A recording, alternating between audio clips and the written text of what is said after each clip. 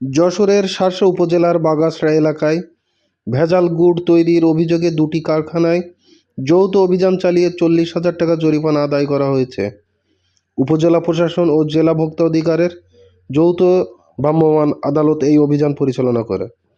বুধবার দুপুরে শার্শা উপজেলার বাগাসড়া ঘোষপাড়া এলাকায় এই অভিযান পরিচালনা করেন উপজেলার সহকারী কমিশনার ভূমি ও নির্বাহী ম্যাজিস্ট্রেট নিয়াজ মাকদুম।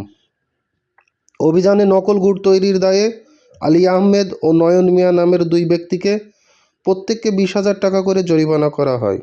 এ সময় নকল খেজুরের গুড় সহ গুড় তৈরিতে ব্যবহৃত আনুমানিক 2.5 লক্ষ টাকা মূল্যের 121 গ্রাম ভেজাল কাঁচামাল জব্দ করা হয়।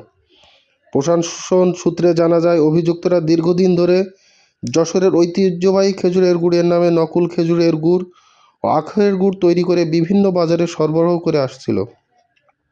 গোপন সংবাদের ভিত্তিতে তাদের কারখানায় অভিযান চালানো হয়।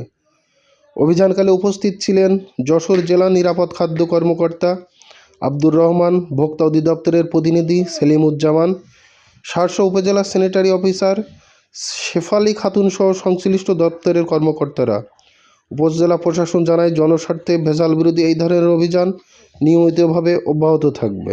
তৈরি হচ্ছে এর ভিত্তিতে হলো আমরা যশোর থেকে আমাদের মুখ্যমন্ত্রী সংস্থান অধিদপ্তরের সহকারী পরিচালক, আমাদের নিরাপদ খাদ্য অফিসার সহ আমাদের ক্যাবের প্রতিনিধি সহ আমরা সবাই এখানে উপস্থিত হলাম এবং আমরা সরজনে দেখতে পেলাম যে আসলে ভেজাল গুড় এবং আমাদের যে মানব স্বাস্থ্যের জন্য ক্ষতিকর এবং নিষিদ্ধযুক্ত হাইড্রক্স বা সোডিয়াম টেট্রাসালফেট এটা ব্যবহৃত হচ্ছে।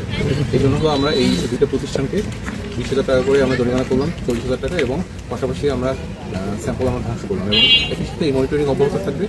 আপনারা সবাই জানেন যে আমাদের যশোরের গুড় বাংলাদেশের মধ্যে বিখ্যাত, এই গুড়টা যাতে ভেজাল মুক্ত থাকে এই জন্য আমাদের এই অভিযান এবং এই মনিটরিং প্রশাসনের পক্ষ থেকে অব্যাহত থাকে।